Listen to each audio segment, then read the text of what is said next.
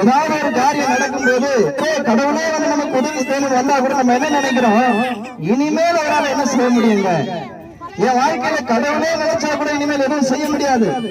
என் வீட்டுக்கார விட்டுருங்க, என் பொண்டாட்டியை விட்டுருங்க, என் பிள்ளைங்களை விட்டுருங்க, கடவுளே நினைச்சா கூட என் வாழ்க்கை இனிமேல் மாற்ற முடியாதுங்க. ஏன்னா என் வாழ்க்கை அவ்வளவு மோசமாயிடுச்சு, காலமெல்லாம் கடந்து போச்சு, நேரமெல்லாம் கடந்து போயிருச்சு, இனிமேல் எதையும் செய்யவே முடியாது அப்படின்னு நிறைய பேர் நினைக்கிறாங்க.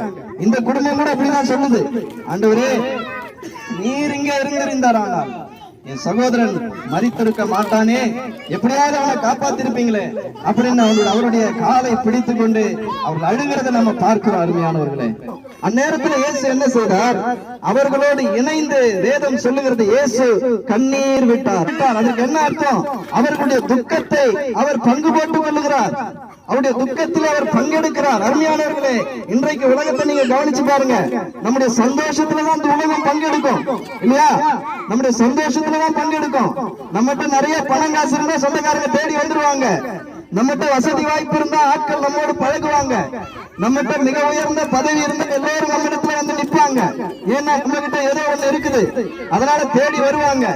ஆனால் இந்த மார்த்தாலும் மரியாலும் தாய் தகப்பன் இல்லாத பிள்ளைங்க, ஏழை பிள்ளைங்க, நிராகரையான குடும்பம், அந்த குடும்பம் அழும்பொழுது இயேசு கண்ணீர் விட்டார்.